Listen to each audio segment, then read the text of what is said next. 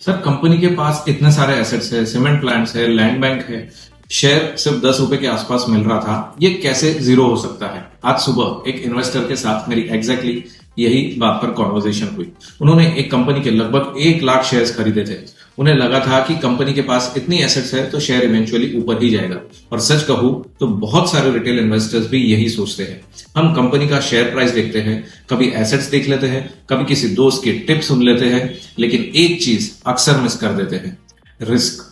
आज वो investor shock में है क्योंकि कंपनी इंसॉल्वेंसी प्रोसेस से गुजर रही है और रिस्ट्रक्चरिंग के बाद उनके शेयर्स की वैल्यू लगभग जीरो होने की सिचुएशन पे है।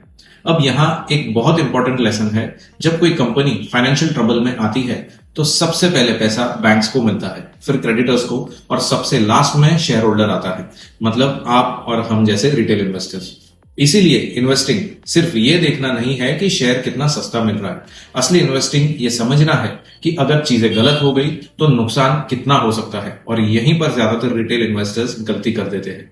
वो अपने मेहनत की कमाई 1-2 शेयर्स में कॉन्सेंट्रेट कर देते हैं और फिर हर दिन न्यूज देखते रहते हैं, कहीं डिफॉल्ट, कहीं फ्रॉड, कहीं लीगल बैटल, कहीं इंसॉल्वेंसी, और एक खबर पूरे पोर्टफोलियो का फ्यूचर बदल देती है। इसी वजह से दुनिया भर में करोड़ों इन्वेस्टर्स स्टॉक मार्केट में पार्टिसिपेट तो करते हैं, लेकिन हर स्टॉक खुद नहीं चुनते। वो प्रोफेशनली मैनेज इन्वेस्टमेंट का सहारा लेते हैं, जहां डाइवर्सिफिकेशन होता है, रिस्क स्प्रेडेड होता है और एक कंपनी की प्रॉब्लम पूरी वेल्थ को इंपैक्ट नहीं करती। इसी फिलोसॉफी पर म्यूचुअल फंड्स बने।